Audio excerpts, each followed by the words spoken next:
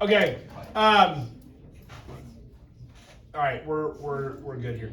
Okay, so we left off basically with Vietnam. That means the Cold War is well into effect. We've already gone through Korea.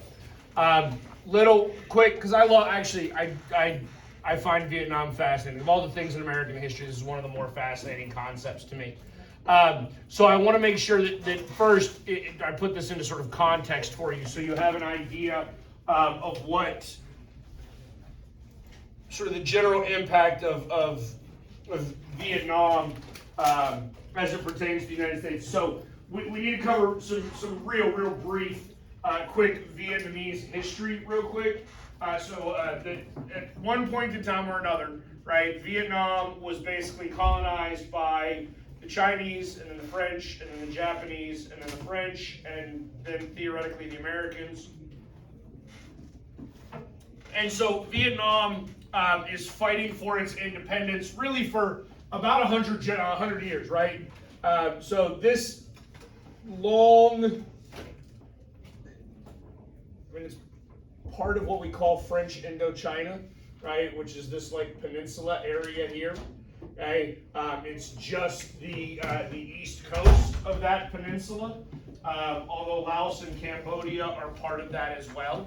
Okay, so when we say Indochina, we're really talking about this peninsula area here. Okay, the French colonized it. The French held it for a long time. They lose it during World War II. They take it back after World War II, and then the French, they get just absolutely obliterated in a battle called Dien Bien Phu. And the French are like, dude, we're out. Like, it is not. It's not worth it to them. It really isn't. Okay. And so as the French begin to vacate, and the U.S., just so you understand, the U.S. already had military personnel in Vietnam by that point, right? In fact, the first Marine goes to Vietnam in 1952, which is in the middle of the Korean War, right? That's the first Marine in Vietnam is 1952. They're there in an advisory capacity in order to sort of aid the French. And then as the French leave, right, the U.S. is going to take a more active approach, utilizing the domino theory as its model, right? So basically, we're going to create a North Vietnam and a South Vietnam in 1954. Right, now Vietnam, we talked about the 38th parallel, that's where Korea is divided, right? The 17th parallel is where we're going to divide Vietnam. And we're just doing this arbitrarily, right? I need you to realize that. We create this division. The North is led by Ho Chi Minh, who will eventually go down in Vietnamese history as sort of like the father of Vietnam. Kind of, I would imagine, I can't say this for certain, I would imagine they revere him sort of in a similar manner to how we think of George Washington in this day and age, right? He was, Minh was, I guess, Ho. Technically, isn't that their last name, their surname, family name? Family name is Ho, yes? Right? Well, I'm not going to call him. Well, Ho Chi Minh. We'll just use his whole name because I'm not. Yeah, Ho Chi Minh. Okay. Ho Chi Minh was actually well educated. He'd actually gone to school in France. Pretty charismatic guy. Once an independent Vietnam, and I think he sees. I would venture to guess. Right. Again, this is speculation now on my part. I would venture to guess that he sees communism as more congruent or more aligned to the Vietnamese struggle and the Vietnamese people, because Vietnam has been a colony for so long to so many different people that you have that sort of colonial power structure that goes on, which could sort of mirror the power struggle of capitalists and labor. Right, and obviously the laborer is the one who's being exploited, and so I think communism probably seemed like a positive for Ho Chi Minh as it pertains to Vietnam, right? So he's going to take over the North, right? He's basically going to be the leader of the North.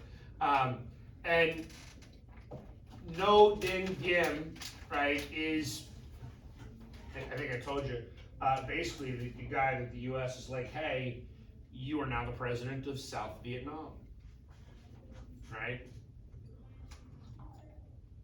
Was that all I have on this? Well, actually, we'll cover this again when we get to the 60s and 70s, because here's the thing, and this is what I actually want you to say. Do we win the Vietnam War? Y'all know the answer to that question? No. We don't, right? Like, by any measure, you have to say that the U.S. lost, right? Like, once the U.S. goes in, we don't really go in force until 1965. I need you to understand that, right? Prior to 1965, the only U.S. troops that are in Vietnam are there in an advisory capacity only, right? What that means is that we are there to train the South Vietnamese army. We are there to aid them, to provide them with knowledge and training and sort of guidance.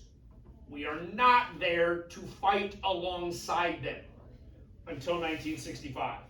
And in 1965, LBJ is going to commit 100,000 combat troops into Vietnam, and that's going to create the escalation of the Vietnam War, right? So if you want to talk about the Vietnam War in the sense of like when were Americans actually in Vietnam, like when were we occupying?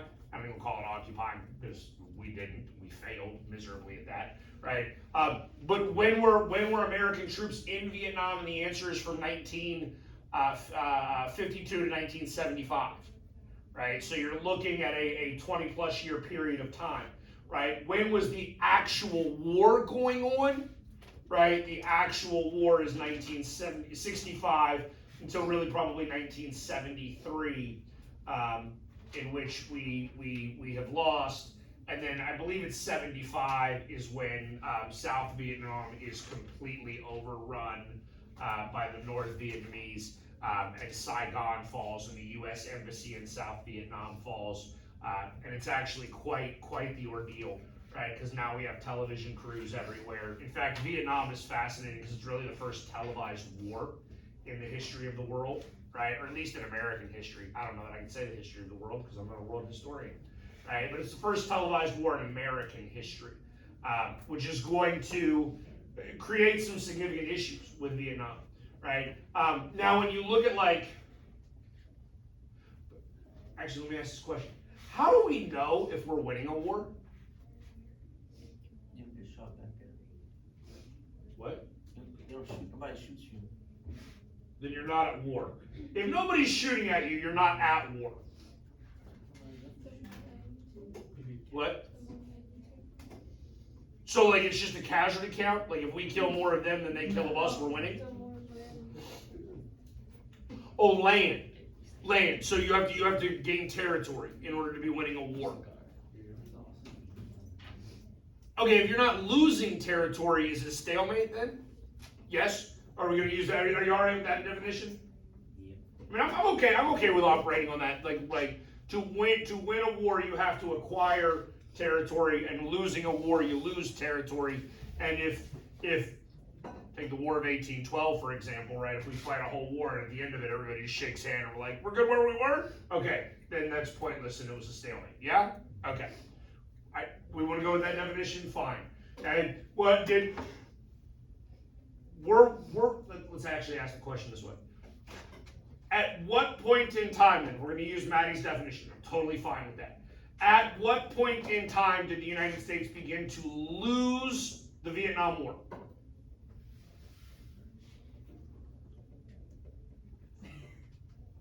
So if we go back to Korea, right, what we covered on Friday, right, we know that the North Koreans invaded South Korea, right, they pushed the South Korean forces and the U.S. forces all the way back to like Busan, which was a coastal city in South Korea, right, and the U.S. are basically occupying, I don't know, like 90 square miles of like South Korea, like that's it, right? Like a very, very tiny portion of South. So at that point, we are definitively losing the war based upon the definition we're going with. Yes, right. And then we reinforce and we come in from the sea, and then we have like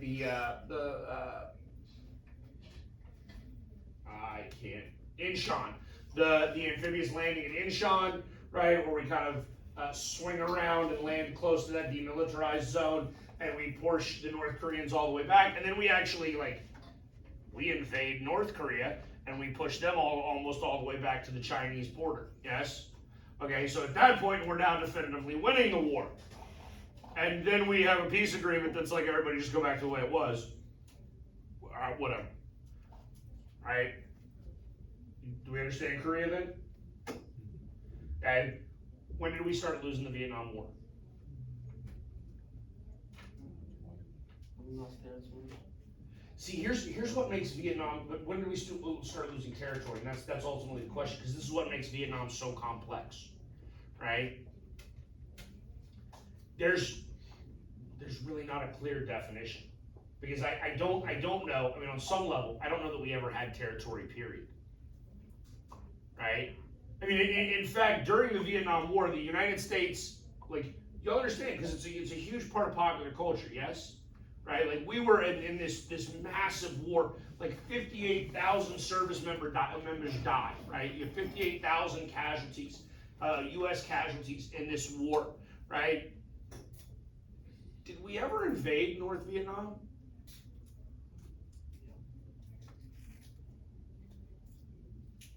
No, we don't. I mean, we bombed the ever living bejesus out of it.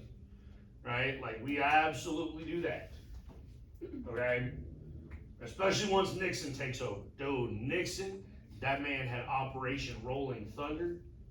Right? It was aptly named, because it was just thunder over and over and over and over again as we shelled, actually, not only North Vietnam out there, right? But we bombed Laos and Cambodia. Who we're not even at war with, because on some level, right, there's a similar ancestry amongst French Indochina, right, in which case these people would have been relatively harmonious with one another, right? I say relatively, again, I don't know all the details, but I do know that the North Vietnamese were coming through Laos, right, and then back into South Vietnam that way, so that they could get around that parallel. Okay? The reality is, and we'll talk about this in more detail when we talk about the 60s, because I'm going to tell you right now, the reason we lose Vietnam has nothing to do with the military. It doesn't. It has nothing to do with the military. The reason we lose Vietnam has everything to do with culture and television and feelings. Right? That's the reason we can't defend a free democratic South Vietnam, right? And, well, it doesn't help that we had puppet governments. It really doesn't. All right. The U.S. obviously is now, once we have the Cold War, once we have the domino theory, once we have more and more intervention of U.S. troops, right? U.S. Foreign policy is now interventionist, right? We're engaged in a wide variety of places. The U.S. will begin to promote or protect American interests and quote-unquote democracy everywhere. And so a couple of the things that will happen is the U.S., for instance, there's the Suez Canal crisis. And again, we go back, you don't know what the Suez Canal is. It's right here, right in between Egypt and, I think it just runs through Egypt. I think Egypt actually borders it on either side. I don't know. Not a geography guy. Right? But the Suez Canal is incredibly important, right? It's one of the most important sort of, look, the Suez Canal and the Panama Canal, those are by far the two most important canals ever in the history of canals. Yes? Okay? Because the Suez Canal takes the Mediterranean and opens it up to the Indian Ocean over here, right? Drastically decreasing the speed at which you can get from Italy to, say, Japan or China or wherever, right? So the U.S. are going to be more engaged and involved in world affairs in order to try to create some level of stability, right? Which is ultimately what's going to happen here. Okay? By the time we get to the middle of the 1950s, right, and the Cold War, this is where the Cold War really gets cold, pun intended. You know, space is freezing, yes? Space is where the Cold War is going to really heat up. Oh God, I'm making terrible puns. So here's the thing, all right, and again, this is likely to be on the STAR test, right? I don't know why, but they love talking about Sputnik. Okay, the first satellite launched into orbit is launched during this time period. Okay, we're in the 1950s. The Soviets are beating us, right? So the Soviets have already now developed nuclear technology, okay? And not only have the Soviets developed nuclear technology, but now they have also launched a satellite into space, and space is going to ultimately become a very significant battleground of the Cold War, all right? And so Eisenhower, in response to this, is actually going to create NASA in 1958. And then this is one of those things that if you're like a rah-rah American, like you gotta love it. Because we create NASA in 1958, and then Kennedy gets elected in 1960, and he's like, by the end of the decade, we're gonna put a man on the moon. And we did. Probably. I mean, no, look, we put a man on the moon. I know Aaron thinks that it was faked. I don't know, do you? No. Okay. I don't know. That's a relative, so interestingly enough, that's a relatively common like conspiracy theory that the moon landing was not real. Like, you know what, because this is just fun. We're gonna do this after the course ends, right? Like, because, you know, like we're done on May 10th and then y'all don't get to leave until like 2 weeks later. Right, we're gonna have a couple of days where we do nothing but discuss conspiracy theories. Oh, that's so fun. It really is. It's a lot of fun in the fall. Oh, it is. No, what? Everything in the semester ends on May 10th. The college semester ends on May 10th. Yes, ma'am. So we won't be doing anything else? We will be doing things, But like. not academically. No. When I tell you what really happened to Osama bin Laden, that's not academic. I mean, You'll know in May. I'm gonna be honest with you. This is my other way. This is my other way to actually get you to come back. Because I know Aaron's already thought about it. I know Aaron's already in his mind been like, okay, how can I skip second period for that like week and a half? no, honestly, I like this class. Okay. It's better than every other class, to be honest. Every other class is boring. Appreciate that, man. Except when we have tests. Actually, that's Fair. Okay. Fair, look. Yes, I admit it. My tests are rough. Oh, I know. Okay, so the Eisenhower Doctrine is an extension of the Marshall Plan and the Truman Doctrine. Right? So we talked about the Truman Doctrine and the Marshall Plan on Friday, yes? And the Eisenhower Doctrine is going to extend military aid specifically to Arab nations, right? Because if you go back and if you learn anything about Soviet history, right, there's a whole bunch of countries sort of in Middle Asia, right? Like South Asia. I don't know what we would call this area of the world. Basically, if a country ends in Stan, it used to be a part of the Soviet Union, right? Okay? And a lot of those countries are predominantly Islamic Arab nations. Okay? And again, the enemy of our enemy is our friend, yes? That is a long-held belief within, just global politics, period, right? In fact, the United States actually trains and arms Osama bin Laden in the 1980s in order to fight the Soviets in Afghanistan, right? In fact, if you like Soviet history, right? If you really want to learn Soviet history, Afghanistan is the Soviet equivalent to Vietnam, right? Like where the Soviets got involved in a war they probably shouldn't have been in the first place and then got their butt kicked and pissed off all their young people. All right. The Cuban Revolution happens at the end of the 1950s. We're going to lose another nation to communism, right? Che Guevara, Fidel Castro, Raul Castro, they were exiled out of Cuba, right? They come back. Che Guevara is the most ironic human being in the world, right? Because Che Guevara, you don't know who Che Guevara is? Die-hard communist. Have you ever seen the pictures of the dude on the t-shirt with like the beret? You know what I'm talking about? You know what a beret is? Like the French hat, like the, yeah. Okay, that's Che Guevara, who's like the most hardcore communist ever, right? In like the Western Hemisphere.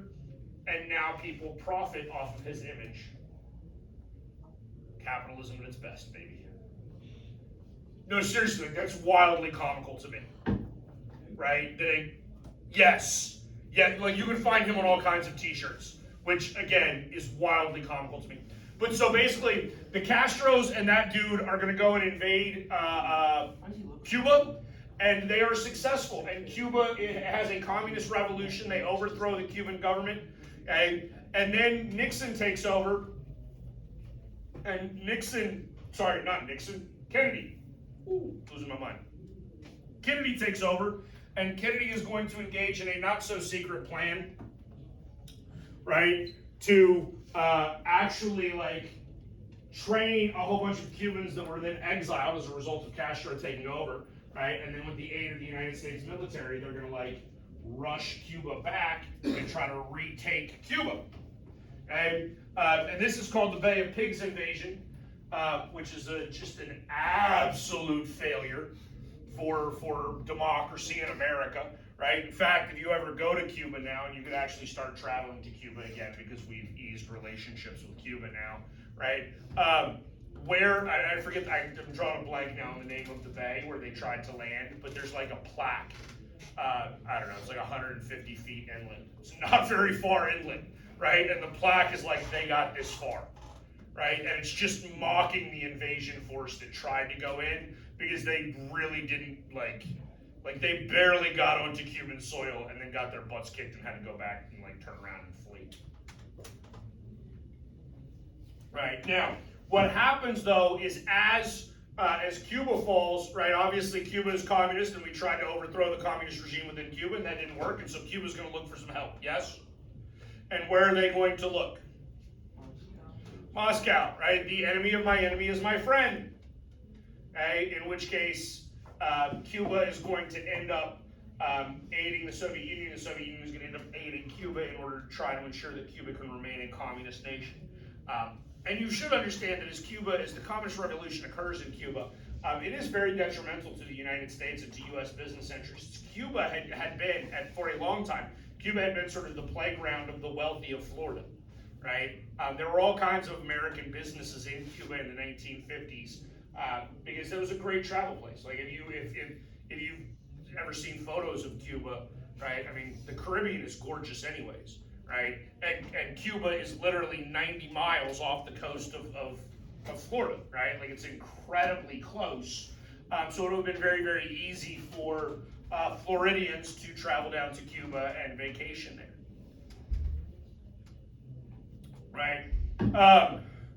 The Soviet Union and the United States are now fully engaged in brinkmanship, right? Where we're trying to bully one another. Khrushchev is trying to bully Kennedy, and Kennedy's youth is sometimes seen as a detractor, right? He wasn't always taken seriously on the global stage because of his youth. Ultimately, Kennedy's not going to back down, right? We actually we have a Cuban Missile Crisis.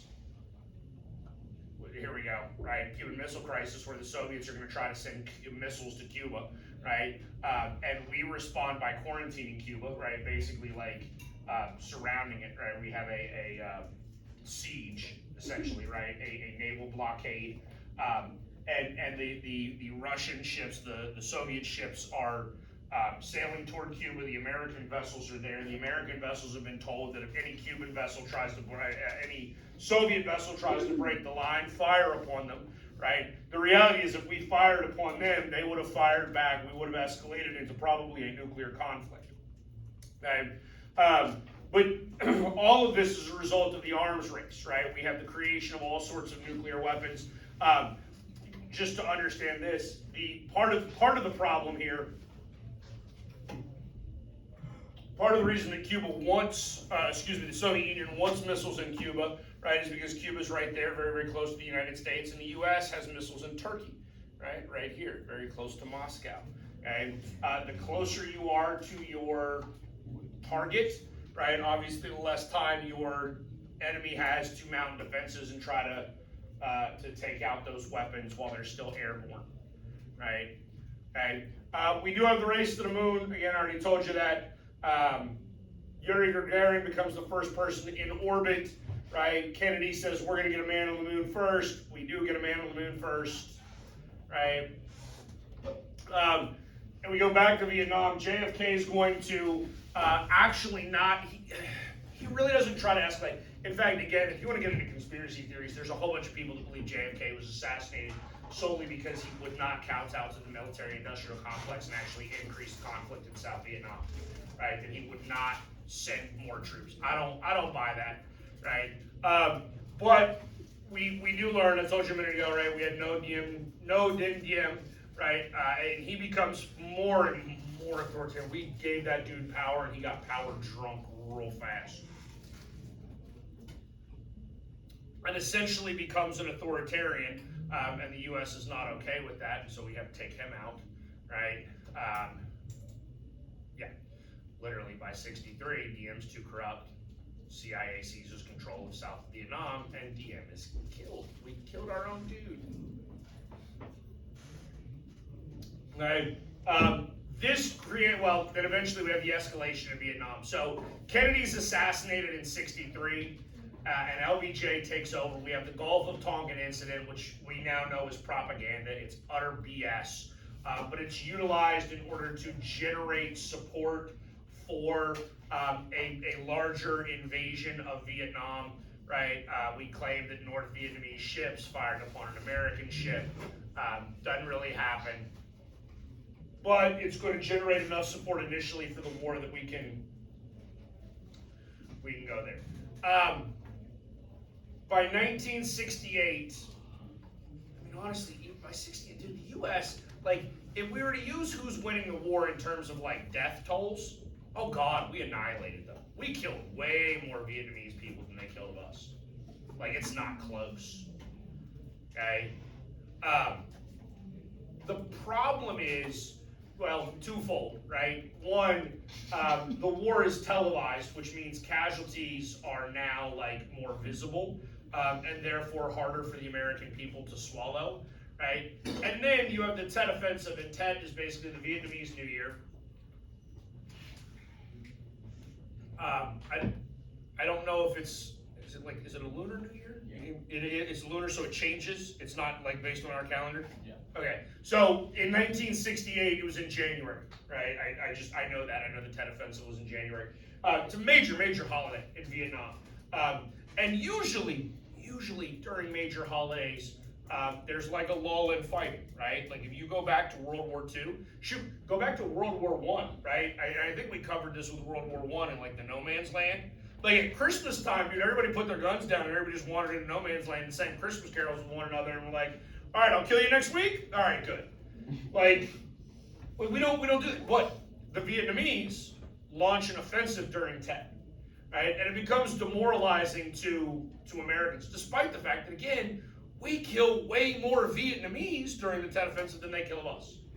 Okay? But by this point, the American popular opinion has turned against Vietnam, and that's ultimately what kills it. And that's what we'll cover in our next unit when we get into the 60s and 70s and pop culture, right? And get into the domestic aspects of what happened. Because the loss in Vietnam can almost entirely be tied to what is going on here domestically in the United States rather than what's actually happening in Vietnam. And now, you should absolutely understand there's horrible travesties in Vietnam, right? And I mean like massacres, like My Lai, we just slaughtered an entire village. Part of the problem in Vietnam is we didn't even know who we were fighting. right? We're fighting the VC, which is the Viet Cong, which is the non-regular, like, Vietnamese army, meaning they don't wear a uniform, right? They're guerrilla fighters, they pop up, they hide. The North Vietnamese had massive networks of tunnels just everywhere in Vietnam, right? So literally, when I say they could pop up, I mean, like, they would jump basically out of the ground, like, kill a bunch of people, and then literally disappear. And you would not find them again, right? It also helped them, like, survive a bunch of bombing raids, because obviously if you're dropping bombs, you're only destroying what's on the surface, right? If they're dug into hillsides, mountainsides, and vastly underground, you're not inflicting nearly as much damage, right? Which then means now, in order to do that, we have to engage in other behaviors like Agent Orange, right? So the U.S. government basically drops like a whole bunch of chemicals, like actual anybody know what Roundup is? It kills weeds, right? Roundup was in the news a few years ago. It was like, oh, it's giving people the cancers, right? Which it might be. I don't know. I'm not a scientist, right? Agent Orange is like Roundup on steroids and speed and meth and like everything else all at the same time, and they were dropping massive amounts on it in the Vietnamese jungle in order to try to defoliate Vietnam, right? So that we limited the hiding places of the Vietnamese or the Viet Cong specifically, again the VC, because that's who we can't find, right? And yeah, Agent Orange definitely gave people the cancers, right? Like, Even like our own. oh yeah, our own people, absolutely. Okay, friendly fire happens in war way too often. Like way too often. The amount of time U.S. service members get killed by like their own people is relatively high.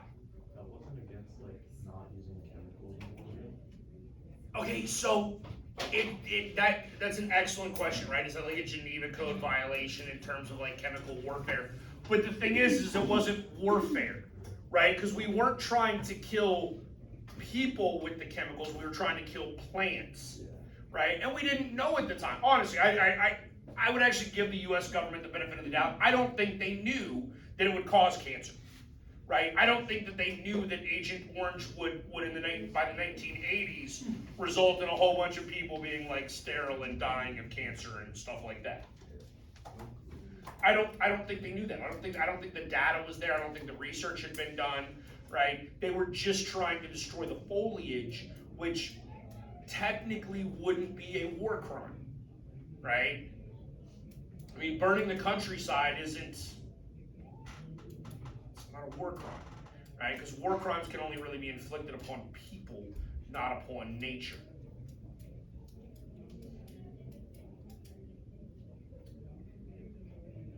Any questions? I finished this even earlier than I needed to. Yeah, we're done. You have a quiz tonight? Yes, ma'am. Yeah. Yeah, why not? So nobody saw it. It's like, Nobody, it was never discussed to my knowledge.